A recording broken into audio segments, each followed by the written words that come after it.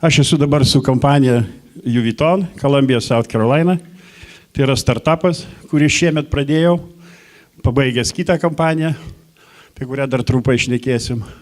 Ir pagrindinis tikslas yra gilių ultravioletinių šviestukų taikymai, ne patys šviestukai. Well, I'll quickly go over technology status, not quickly, but we'll share with you the latest developments in technology development devices for deep ultraviolet LEDs with the peak emission wavelength shorter than 365 or 360 nanometers. Then I'll show you some latest data on the deep UV LEDs on sapphire substrates and alternative technology when these devices are grown on bulk aluminum nitride substrates.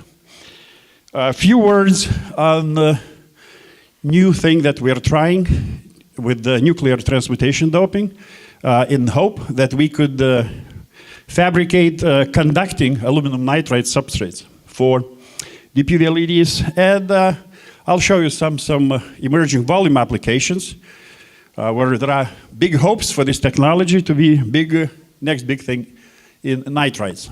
So we'll start with deep UV LEDs. Here we are looking at wavelength range from 210 nanometers roughly to 360. The shortest wavelength devices have been demonstrated by Japanese company NTT, and they were emitting in 211 nanometers. Efficiency of these devices is very low, and most focus today is on a little bit longer wavelength, ranging from 250 to 340 nanometers. And why we call them deep UV LEDs, basically we introduce this definition because you switch from indium gallium nitride material system where you make near UV LEDs starting from 360, 365, all the way to about 400, and going to blue LEDs and green LEDs. So you're switching from indium gallium nitride system to aluminum gallium nitride system, and this transition was much more difficult than everybody anticipated. Field started expanding very quickly in the last few years, which shows that basically this technology is becoming now really potentially big thing. And I started the company Sensor Electronic Technology back in '99, and we introduced first deep UV LEDs in 2003, 2004. Later, we formed strategic partnership with the fourth largest LED manufacturer in Korea, Seoul Semiconductor and Seoul Biosystem. Now, a couple of years ago, they acquired SET and they started transition to very high volume manufacturing, which is a good thing for potential customers. Prices are dropping, efficiency of devices is pretty good. You can buy them. Other companies that joined this field is Nichia, Dowa, Nikiso, Tokuyama. They partnered with the Riken Institute. LG in Korea, they are very aggressive in this. And there are, what I would like to mention, two companies in the US who started alternative thing, because most of these companies, they're working on deep UV LEDs that are grown on sapphire substrates. These two companies, they chose different route. Crystal AS was a pioneer in developing bulk aluminum nitride material and then making bulk aluminum nitride substrates.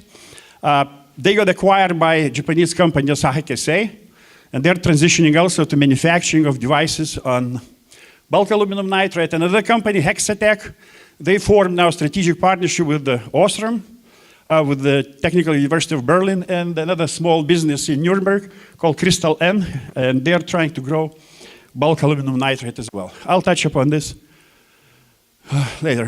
Here are a few optimistic outlooks from those analyst companies. Usually they're good with historical data, but they usually are way off in terms of prediction. But these companies are used by venture capitalists, by larger investors to analyze the market, and they show both historical data and prediction for visible LEDs.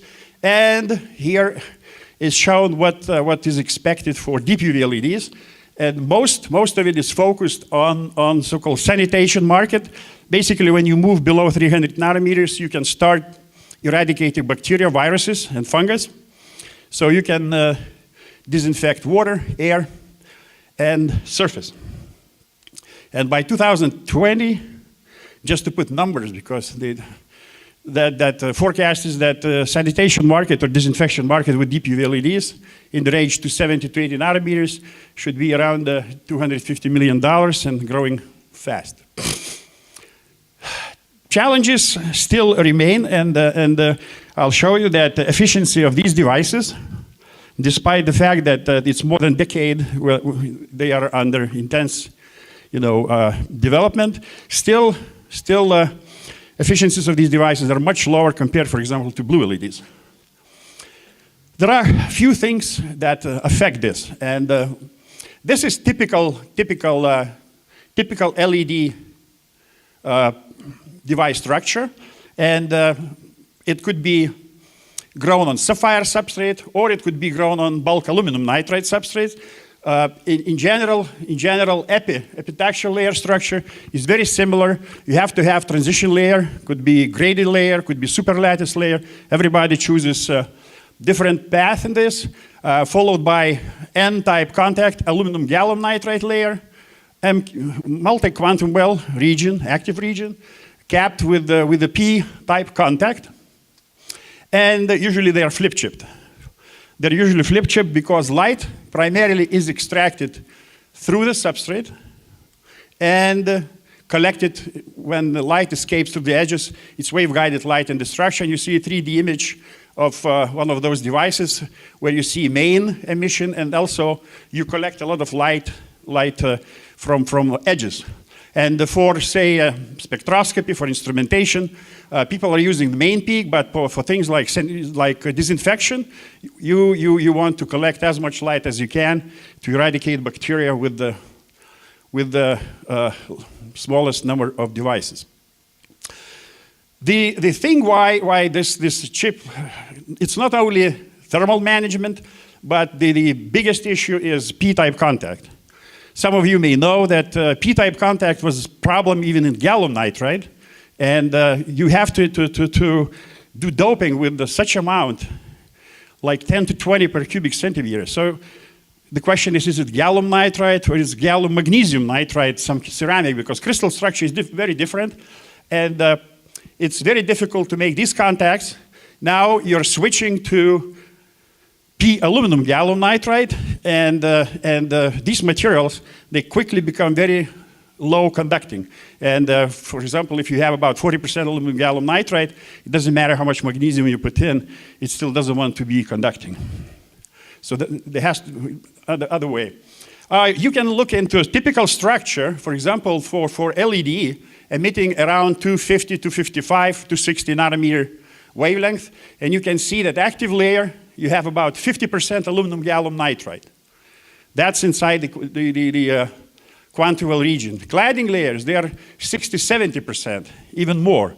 So when I was in college, these were considered dielectrics. Now they're becoming semiconductors, and you can go with this material to about 360 nanometers. We have to start introducing indium to go to longer wavelength.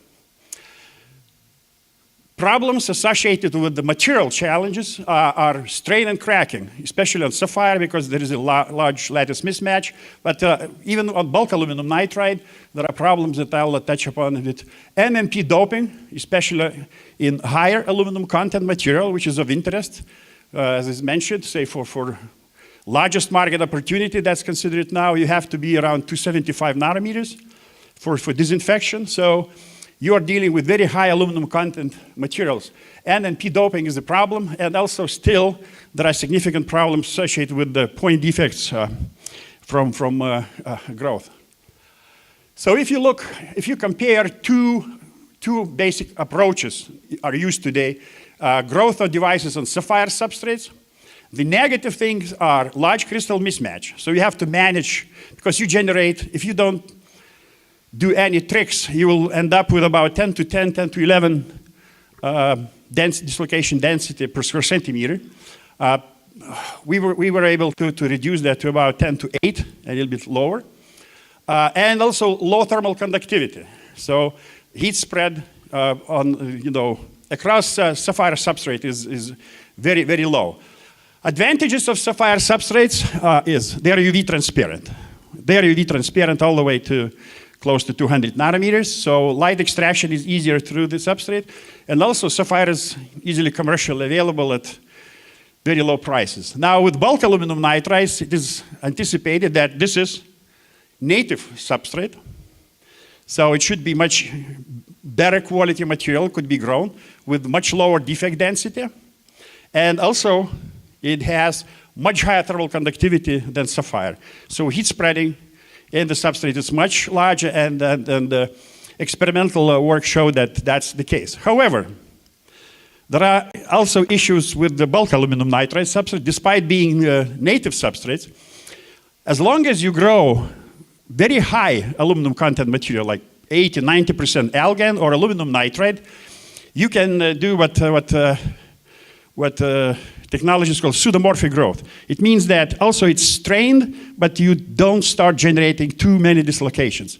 However, so for this you can make devices maybe around 230, 240 nanometer wavelength. However, if you want to move to longer wavelength that are optimal for disinfection, for example, you switch to about 50% aluminum gallium nitride, and you lose this nativity because lattice mismatch is large enough, and you start generating dislocations again. There are issues with UV transparency, although it's improving, but due to very high growth temperature, more than 2500 centigrade, you have presence of oxygen, and in some cases this few percent. So again, it's more ceramic, not pure aluminum nitride. And still, scaling up of these substrates beyond inch and quarter is problematic, and that's why large entities like Osram, they are getting in basically to scale up this technology fast. Device fabrication has its own problems because you have to make OMI contacts with very high aluminum content material. N-type is an issue for 60–70% aluminum gallium nitride, definitely an issue, but even if you keep P contact layer with low aluminum concentration, like 20, 50, 25%, it's a big challenge to make OMI contacts. Strong polarization effects. These are highly strained materials.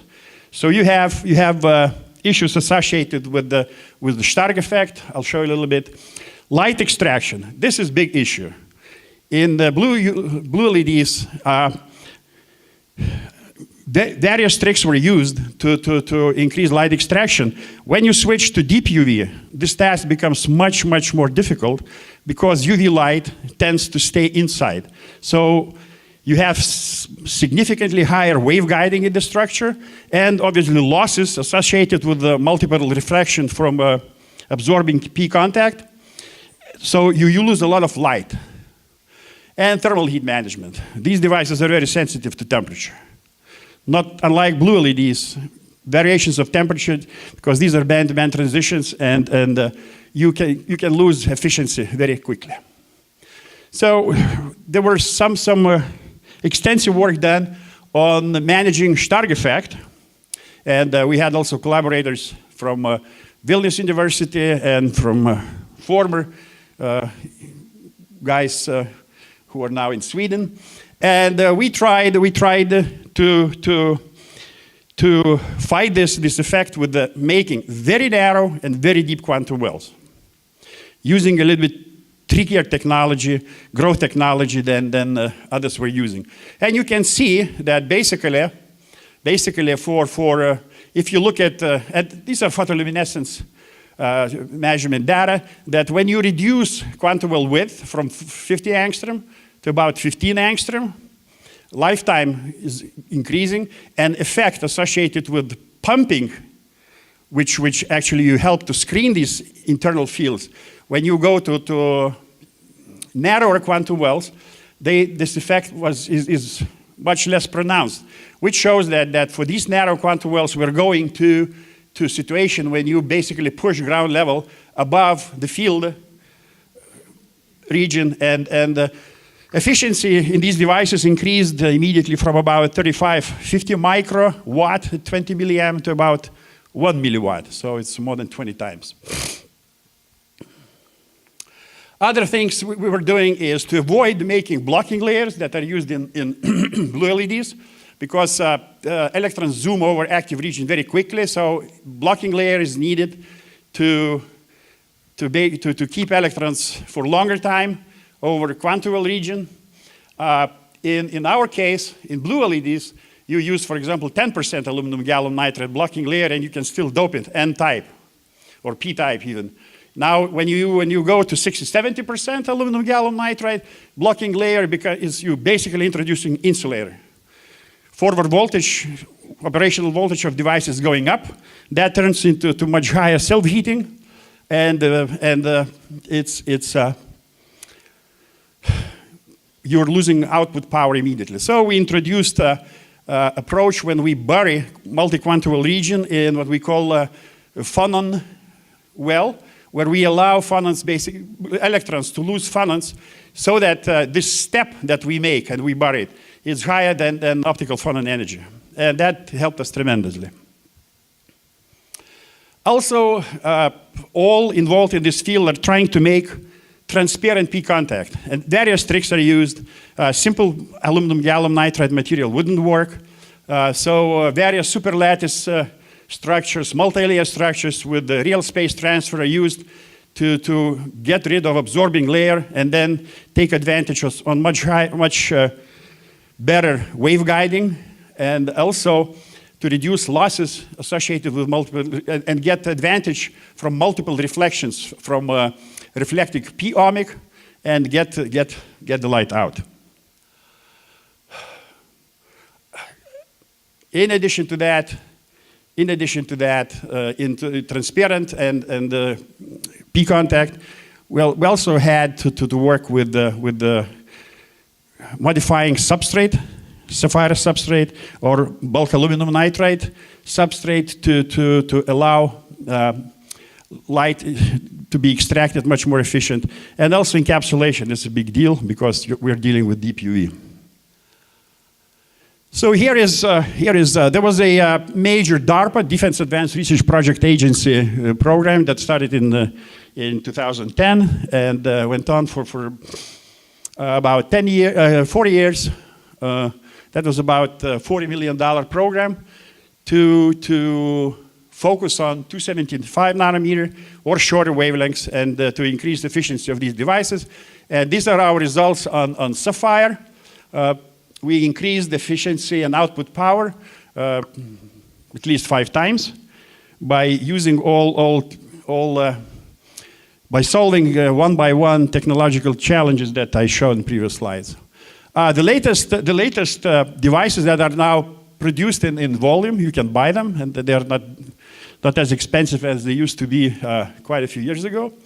But you see that operational voltages, even for these 275 nanometers, a company that I worked for, were able to reduce to about 4.5 volt, which is much closer to blue LED. And using surface-mounted devices with heatsink, you can see that you can drive currents. You can drive devices even on sapphire substrates up to a couple hundred milliamp without breaking them, and get close to 15 milliwatt output at 275.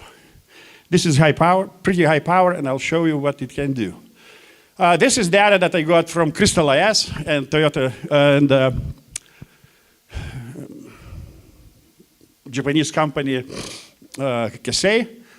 This is sort of a snapshot of devices, what they can produce on bulk aluminum nitride substrates, and for range to 50 to 80. They can get close to 10,000 hours lifetime. And you can see that they can drive devices to higher currents, primarily due to the fact that aluminum nitride has higher thermal conductance.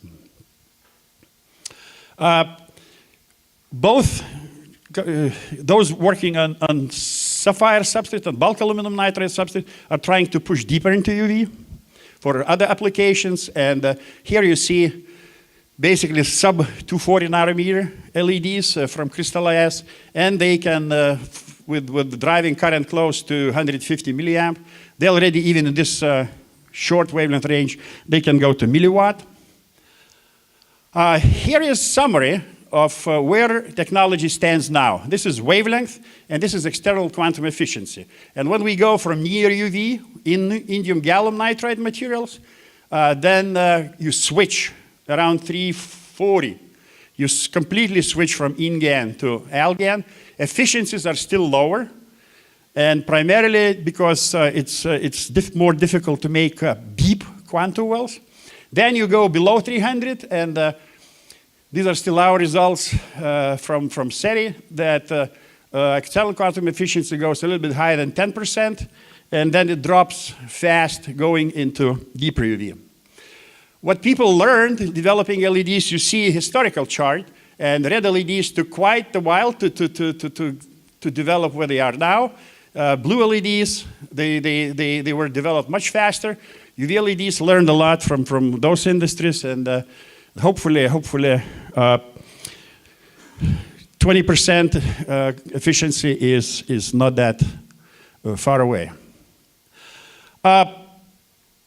It would be good to have bulk.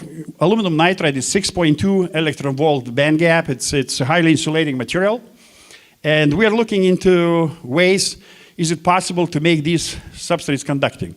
Simply introducing, for example, silicon as a dopant, you'll make, again, ceramic, something like aluminum silicon nitride, and still it's going to be insulating because of silicon will make very deep levels.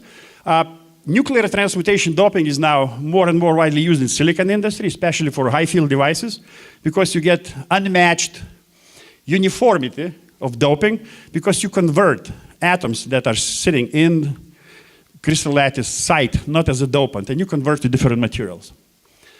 And we try to look into conversion of gallium nitride and sapphire, and aluminum nitride and sapphire, and try to convert gallium to germanium. So basically, gallium that is sitting in gallium nitride site, we would like to have N-type dopant as a germanium. And aluminum, you can convert with thermal neutrons to silicon, and have, again, silicon sitting right where you would like it to sit. This was very low flux reactor. So our initial results show that, yes, we can convert gallium to germanium, and to very still low doping levels, but we could see germanium, and we haven't detected conversion of aluminum to silicon yet, but now we're doing experiments in Nevada with very high flux neutrons in form and Nevada testing site for nuclear weapons. So we expect results sometime early next year. Simulation data shows that in high flux reactors we can achieve even with reasonable exposure time, like 10 hours with pretty high flux, to more than 10 to 17. And if you have luxury to do that for longer time, you can go to much higher silicon concentrations. So now a few words about applications that are existing and are growing very fast. Scientific and industrial instrumentation, sensors, replacement of mercury, deuterium lamps in spectroscopic equipment, in fluorescence equipment, in optical transmission equipment. And the range of interest is the entire range from 220 to 350 nanometers. But although it's existing market, and that's the biggest market for last 10 years, but it's very fragmented because everybody is using different wavelength. So to cover this, there is a technological challenge. You have to readjust every time your devices, and some people want simply, not 270 but 268, or not 268, 266. So basically, it's manufacturing challenge.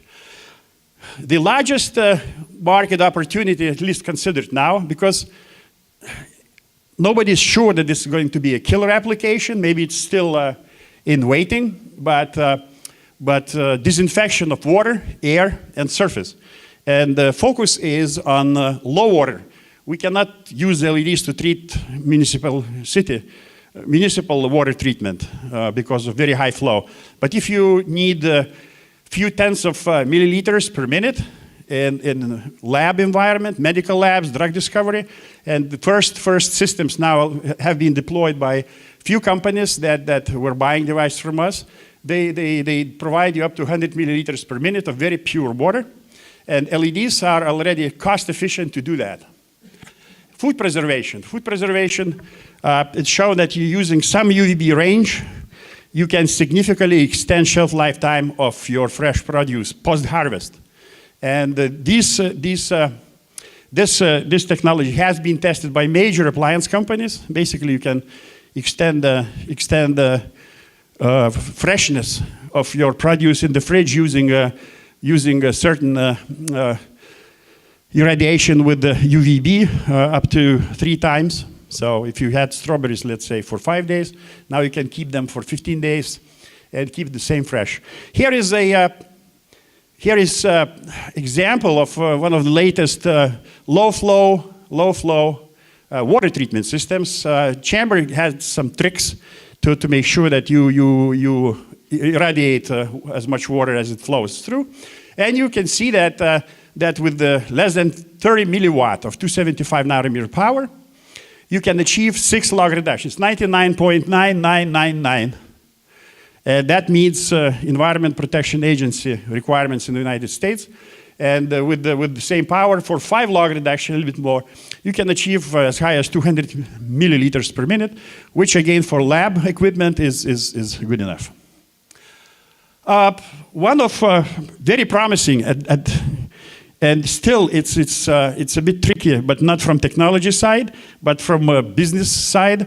We were delivering very high power modules between 310 to 320 nanometers. You see it's 1 watt and it's pumped with the pretty high current, but you can treat skin disorders such as psoriasis very effectively and with very low cost. And you see the system that's basically was fielded. Quite a few of these systems. This business hasn't picked up yet. Here you see the main device. This is desktop system, and here is basically like gun type thing that you get close to the patient. It's much better than using excimer laser. You don't need any training for this. You don't use any HCl gases to pump these lasers, and you don't need any infrastructure. Price is much lower. But as I say, there are some tricky business issues with that. Another thing that actually is generating quite a bit of interest is moving very deep into UV, below 230 nanometers, for combustion gas sensors. It's NO, NO2, SO2, and automotive industry is looking very close into this technology. And devices that were fabricated with about 227 nanometer peak emission wavelength. They were used for NO detection. This is simple optical transmission in 10 centimeter absorption length chamber. Power of these devices was very low. Basically, they were operating mostly in pulse regime, not CW regime. But this technology shows its viability, and devices on bulk aluminum nitride, they show better output power. They can generate at 30, 40 microwatt in CW, and it's much higher than this, so sensitivity of these sensors will be much higher. And somebody actually just copied from my abstract. You know, basically, there are quite distinct ranges of device wavelength that are used in various fields, and that's where the entire industry is moving, and more players in this field are joining this competition. Thank you.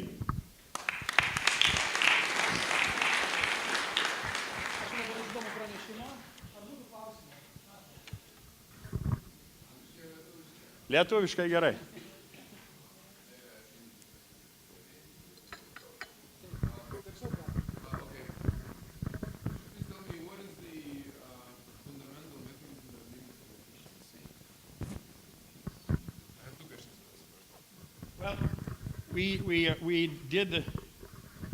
We did some work with our partners in both in the US and in Lithuania, trying to evaluate internal quantum efficiency using standard PL method. And it showed, it's not 100% sort of proven, but it showed that internal quantum efficiency could be as high as 40% plus.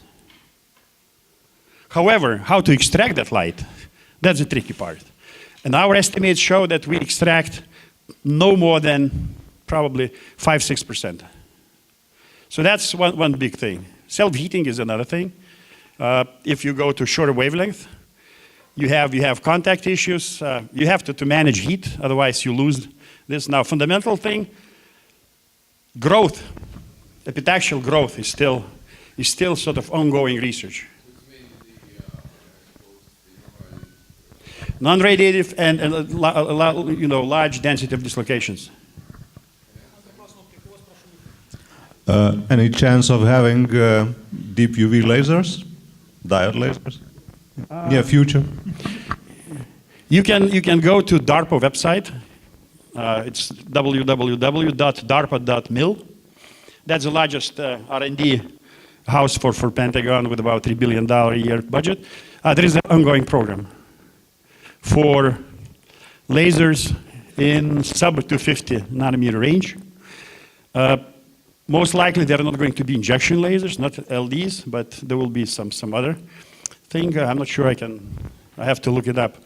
But they are focusing now on sub-250 for Raman measurements, because below 250 basically you don't have natural fluorescence. So you get rid from a lot of noise. We were part of that program, by the way.